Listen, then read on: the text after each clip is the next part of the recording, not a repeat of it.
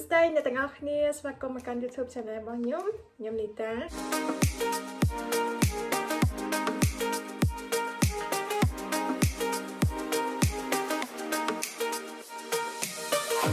អូខេចំពោះ make up ថ្ងៃហ្នឹងគឺខ្ញុំចង់ធ្វើ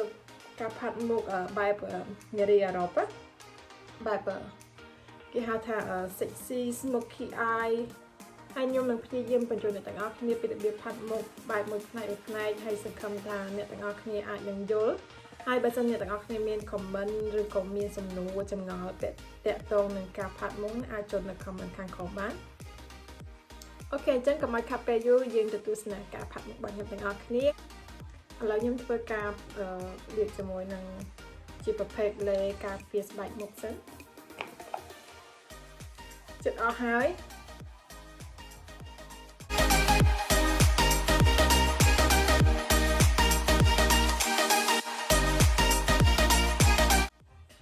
អានេះខ្ញុំប្រើជាមួយនឹងម្សៅតំណប់ MAC Fenty Beauty ហើយចំពោះការផាត់មុខបែបនារីអឺរ៉ុបគឺគេប្រើម្សៅតំណប់នឹងកម្ៅបន្តិចគេប្រើសហើយអញ្ចឹងខ្ញុំចូលចិត្តប្រើយ៉ាងកម្ៅហើយខ្ញុំ recommend អ្នកទាំងអស់គ្នាក្លុកពិសិនមុននឹងយើងប្រើវាពួកអីកុំឲ្យវាកកចាក់ទៅលើដៃទៅហើយខ្ញុំប្រើជាមួយនឹងជក់ប្រភេទនេះដើម្បីប្រើវាជាមួយនឹងម្សៅតំណប់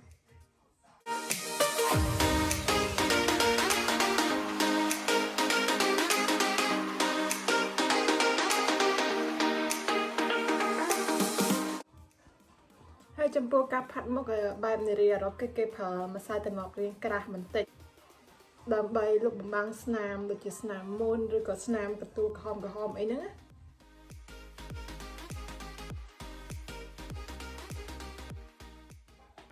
ឥឡូវខ្ញុំចូលមកដល់ការប្រើម្សៅ concealer ម្សៅ concealer ហ្នឹងគឺសម្រាប់លាបនៅខាងក្រៅភ្នែកដើម្បីជួយបិទបាំងស្នាមរង្វង់ភ្នែកខ្មៅហើយម្សៅ concealer ហ្នឹងវាមានពណ៌រាងសជាម្សៅតំណប់របស់យើងបន្តិចឥឡូវខ្ញុំធ្វើការលាបនៅខាងក្រោមភ្នែកបន្តិចមក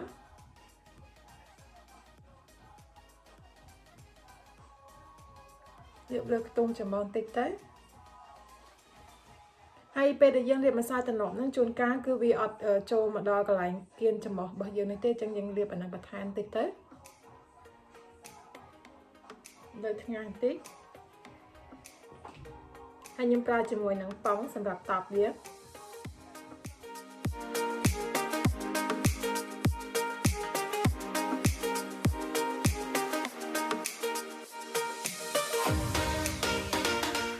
ឡូវខ្ញុំចូលមកដល់ការ contour ហើយ contour គឺខ្ញុំប្រើជាមួយនេះវាជាម្សៅស្អិតបែប contour ពណ៌រាងកម្ៅគឺខ្ញុំយកមកលាបនៅខាងក្រោមឆ្អឹងពណ៌របស់យើងណា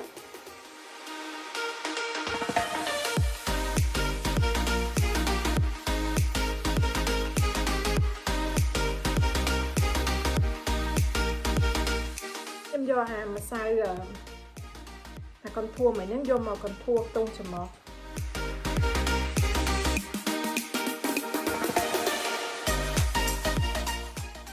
ហើយយ៉ាងនេះគឺខ្ញុំប្រើជាម្សៅហុយ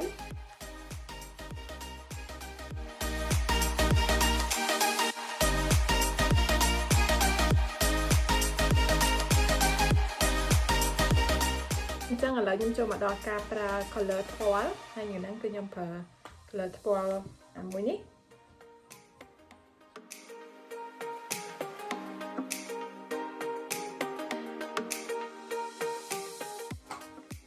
អូខេឥឡូវខ្ញុំចូលមកដល់ការ highlight ថ្ពាល់ចំពោះការ highlight គឺខ្ញុំយកអាមួយនេះ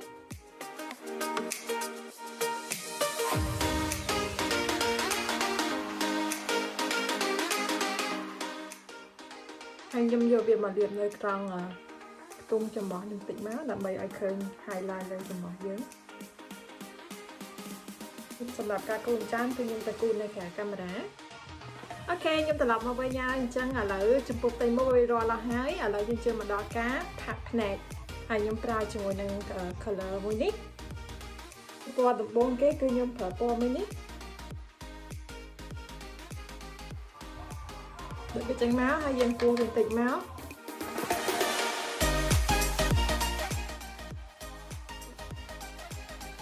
ហើយថ្ងៃនេះខ្ញុំចង់ផាត់ភ្នែកបែប sexy អញ្ចឹងខ្ញុំផាត់ color ហ្នឹងរៀងចេញមកក្រៅបន្តិចណា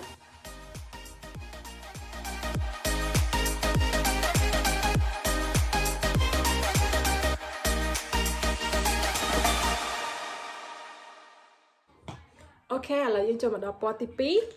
ពណ៌ទី2គឺខ្ញុំយកពណ៌ផ្ដិតវាបន្តិចចឹងមកហើយកុំភ្លេចគូសវាតិចផងកុំឲ្យវាកកយកមកផាត់វានៅកន្លែងកតុយភ្នែកហ្នឹងឲ្យវាបែកជាស្រមោលហើយយើងអូសវាទៅបន្តិចទេមកខាងតាមកលៈភ្នែកតាមពណ៌ដែលយើងផាត់ពណ៌ដំបូងហ្នឹងកញ្ញានេះអត់ឃើញវាចេញជាស្រមោលដល់ពេលដែលយើងផាត់វាតាមកន្លែងនេះយើង blend វាចឹងទៅវាចេញជាស្រមោលដែរ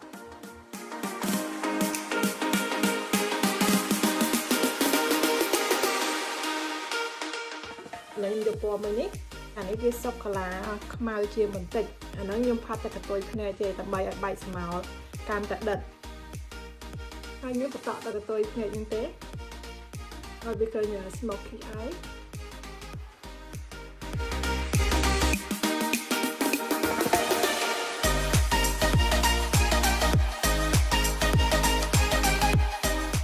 អូខេអ្នកទាំងអស់គ្នាឥឡូវចំពោះការផាត់ color ភ្នែកគឺខ្ញុំរួចរាល់អញ្ចឹងឥឡូវខ្ញុំចង់ធ្វើការកាត់តបកភ្នែកព្រោះថាខ្ញុំចង់ឲ្យបានតបកភ្នែកយើងធំជាងតបកភ្នែកធម្មជាតិនិងឃើញភ្នែកយើងកាន់តែ sexy ស្អាតហើយចំពោះការកាត់តបកភ្នែកនេះគឺសំខាន់មែនតើអ្នកទាំងអស់គ្នាត្រូវប្រយ័ត្នកុំឲ្យវាបតាគឺខ្ញុំប្រើជាមួយនឹង concealer របស់ខ្ញុំមុនហ្នឹងហើយនឹងជក់រាងស្ដើងហើយទូចមែនតើ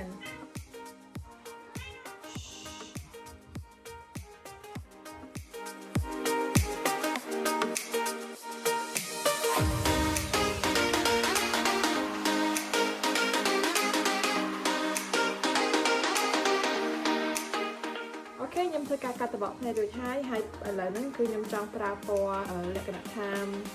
shimmer shade ពណ៌រាងផ្លេកៗទេខ្ញុំប្រើពណ៌មួយនេះពណ៌បែបទឹកមាសខ្ញុំយកមកលាបពីលើកន្លែង concealer ដែលខ្ញុំកាត់តបកភ្នែកហ្នឹង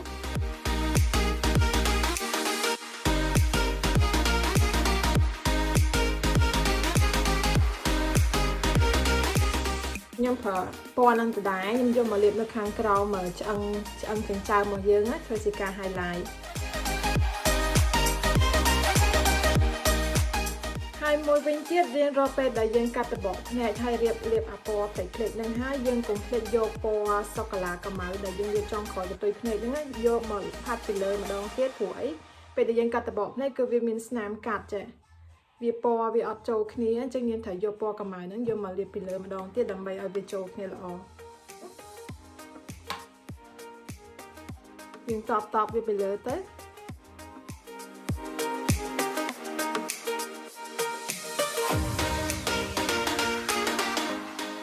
អូខេទាំងអស់គ្នាអញ្ចឹងខ្ញុំយកអាពណ៌ទី2នេះពណ៌ទី2នេះហើយអាពណ៌ចុងក្រោយយកមកលាបខាងក្រោមភ្នែកបន្តិចមកឲ្យភ្នែកយើងកាន់តែធំ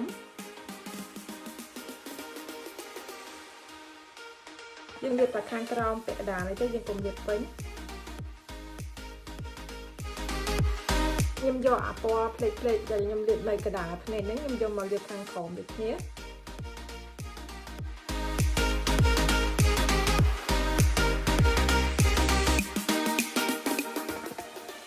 អូខេឥឡូវភ្នែករបស់ខ្ញុំរួចរាល់ហើយគឺខ្ញុំចូលមកដល់ការគូ eyeliner ហើយសម្រាប់ការផាត់មុខបែបនេះគឺខ្ញុំចង់គូ eyeliner រាងធំបន្តិចហើយនឹងកន្ទុយវារាងវែងហើយបាសបន្តិចដើម្បីឲ្យឃើញភ្នែកខ្ញុំកាន់តែ sexy លក្ខណៈនារីអឺរ៉ុបចំពោះការគូ eyeliner នេះកន្ទុយបានគឺខ្ញុំចង់ទាញកន្ទុយភ្នែករបស់ខ្ញុំឲ្យឡើងលើតិចស្រួលដើម្បីឲ្យឃើញភ្នែករបស់យើងរាងវែងអញ្ចឹងទៅស្រួលគូ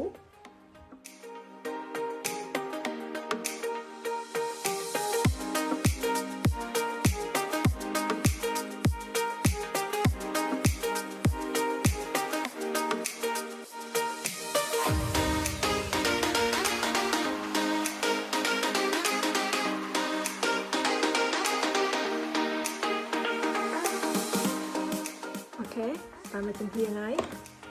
ខ្ញុំដឹងថាការបិទរោមភ្នែកសម្រាប់អ្នកទាំងអស់គ្នាទៅពិបាកគឺសម្រាប់ខ្ញុំក៏ពិបាកដែរគឺថ្ងៃហ្នឹងសំណាងដែលខ្ញុំបិទបានលឿនរាល់ដងគឺពិបាកបិទមែនតើ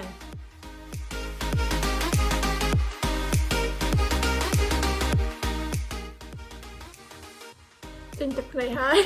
no no no no no no no no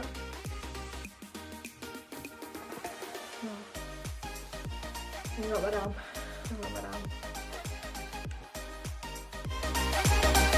អូខេអ្នកទាំងអស់គ្នាចំពោះផ្ទៃមុខនៃភ្នែកគឺខ្ញុំធ្វើការផាត់រួចហើយឥឡូវខ្ញុំចូលមកដល់ចំណុចពិសេសគឺការលាបក្រែមហើយដោយសារភ្នែកឥឡូវខ្ញុំផាត់រៀងសិចស៊ីរៀងពណ៌រៀងដិតតិចហើយអញ្ចឹងក្រែមខ្ញុំអត់លាបពណ៌រៀងដិតទេខ្ញុំចង់លាបបែបពណ៌ការ៉ុតឬក៏ពណ៌រៀងកម្ៅបន្តិចចុះខ្ញុំប្រើពីពណ៌នេះខ្ញុំប្រើពណ៌នេះមុនហើយបានពណ៌នេះក្រោយមូលហេតុដែលខ្ញុំប្រើពណ៌នេះមុនព្រោះអីពណ៌នេះវារៀងដិតពេកអញ្ចឹងខ្ញុំចង់ប្រើពណ៌កម្ៅខាងចំណប់ក្រោមដើម្បីឲ្យឃើញក្រែមនឹងវារៀងកម្ៅបន្តិចវាអត់ច្បាស់ពេក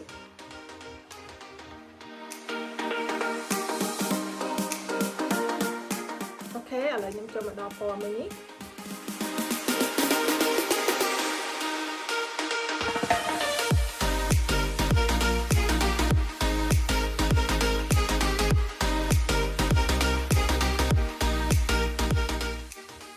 អ្នកទាំងអស់គ្នាការ make up របស់ខ្ញុំគឺរួចរាល់ហើយមិនដែរអ្នកទាំងអស់គ្នាពេញចិត្តអត់ហើយបើអ្នកទាំងអស់គ្នាចង់ទស្សនាវីដេអូ make up ថ្មីៗប្លែកៗរបស់ខ្ញុំទៀតសូមជួយ subscribe ម្នាក់មួយផងណាអរគុណបាយបាយ